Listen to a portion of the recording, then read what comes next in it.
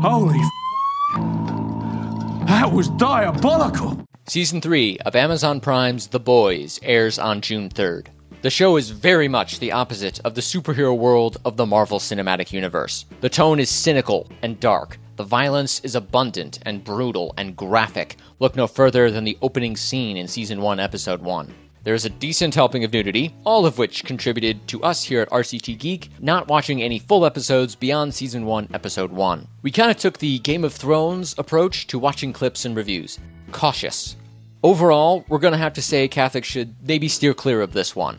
Here's a breakdown of the show just so you kind of know what the deal is.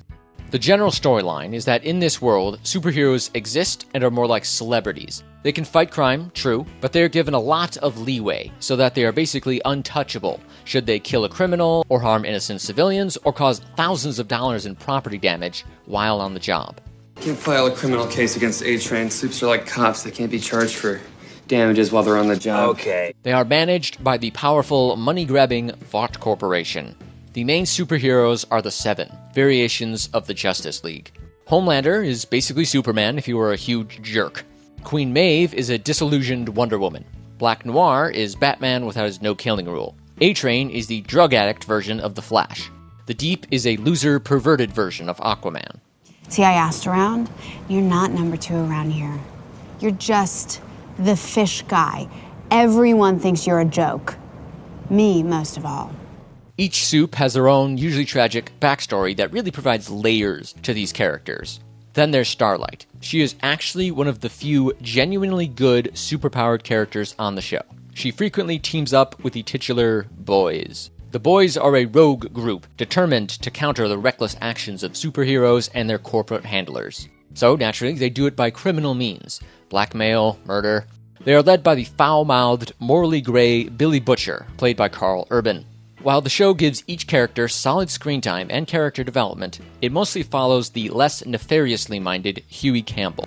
The Boys isn't a bad show in terms of storytelling and quality. If anything, it's good in that aspect. It has solid reviews from critics and fans on Rotten Tomatoes. The violence and sexual content is not done in a way other shows seem to do it. Game of Thrones, for example, feels like it has all that in there just to make a point of setting itself apart from other TV shows, or to appeal to the more base instincts of their male viewers. In The Boys, it is done way over the top, but it feels organic, so to speak, to reinforce the idea that this world is just as ugly and brutal and perverse as the real world. These superheroes are just as flawed as anyone else, and are capable of being both despised and sympathized by the audience. The Boys satirize and examine such topics like the Me Too movement, the influence of corporations, society's own obsession with the superhero genre, and the power of social media. A couple of messages from the show we Catholics can clearly agree on. Number 1, Nazis are bad. In Season 2, a legit Nazi gets onto the Seven and creates a big mess. Another is to be careful of putting human beings on a pedestal. Trust in God, not politicians or celebrities, or even clergy that appear to be so Christ-like. You can never really tell what a person's motivations are or what they do behind closed doors. Building off that, in Season 1, Starlight goes off script at a big, non-denominational Christian event. This Christian group is friendly towards Vought.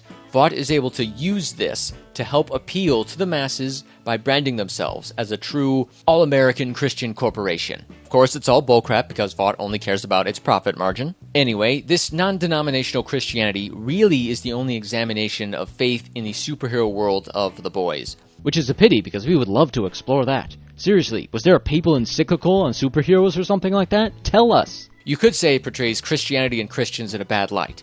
We would say it shows how some Christians sell out and overly put their faith in flawed humans who claim to be Christian and yet really do not act in any such way at all. Trust in God, not in politicians or celebrities or even clergy or religious that can appear to be so Christ-like and virtuous. You can never really tell what a person's motivations are or what they are doing behind closed doors.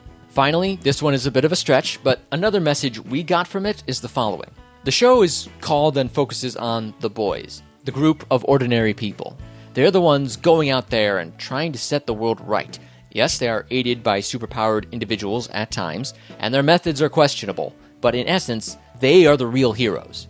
So our takeaway, again it's a bit of a stretch, is promotion of the active role of the laity in evangelization. With the vocations to the priesthood and the religious life in many parts of the world declining, and the clergy often seeming ineffective, this is the time for us, the laity, the regular folk, to evangelize in our homes, our workplaces, our world.